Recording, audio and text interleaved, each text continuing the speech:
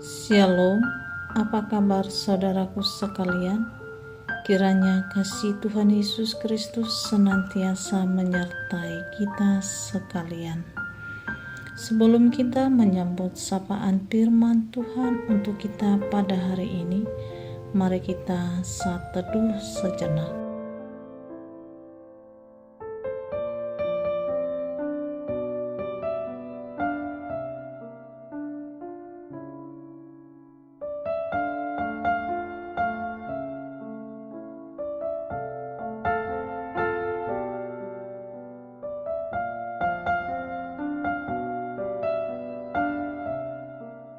Amin. Firman Tuhan untuk kita hari ini, minggu kelima setelah Trinitatis, tertulis dari kitab Markus pasal yang ke-6 ayat 6b sampai ayat yang ke-13. Adapun renungan untuk kita hari ini diberi judul Pergilah dan beritakanlah kabar baik dari Allah. Gereja yaitu kita didirikan Allah untuk mewartakan Injil, mewujudkan damai sejahtera dan menjadi berkat bagi dunia. Sebab itu, gereja atau kita tidak boleh bersikap egosentris. Gereja harus bergerak keluar dari dirinya dan pergi memasuki realitas hidup masyarakat, bangsa, dan negara, serta dunia ini sebagai duta atau kurir Kristus. Injil Markus pasal yang ke-6 ayat 6b sampai ayat yang ke-13 mengajarkan gereja yaitu kita apa dan bagaimana melaksanakan amanat Kristus itu. Pertama, agar kita selalu bergerak bersama dalam tim yang solid dan rapi. Misi kesaksian dan pelayanan kasih gereja tidak dapat dilakukan hanya secara spontan dan insidental serta individual.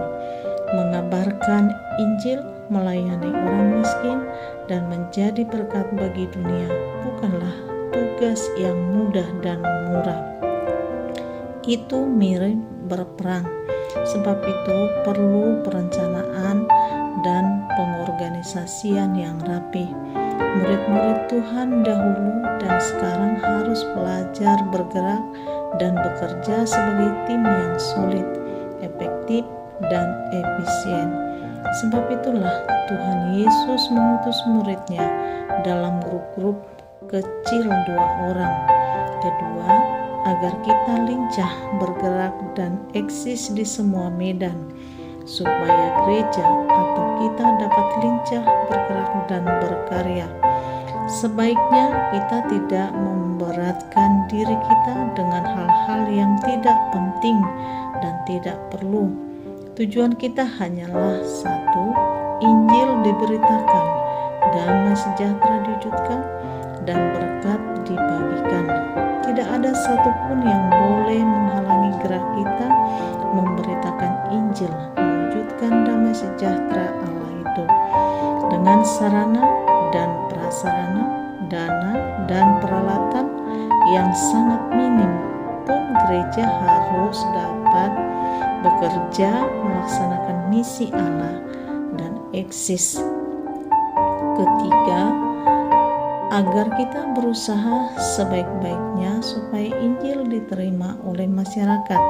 Seringkali Injil ditolak bukanlah karena Injil itu, melainkan karena sikap dan gaya kita para pekabarnya.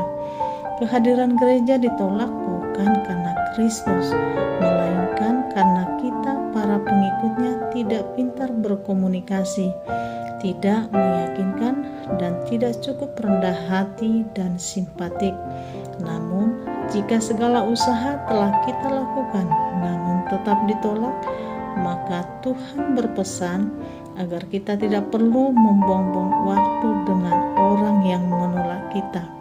Keempat, kita disuruh oleh Kristus masuk ke dunia ini tidak tanpa senjata dan perlengkapan.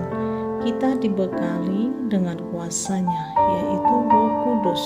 Dialah yang memberi kita keberanian, kekuatan, dan hikmat mengabarkan Injil, mewujudkan damai sejahtera dan menjadi berkat bagi dunia ini. Amin.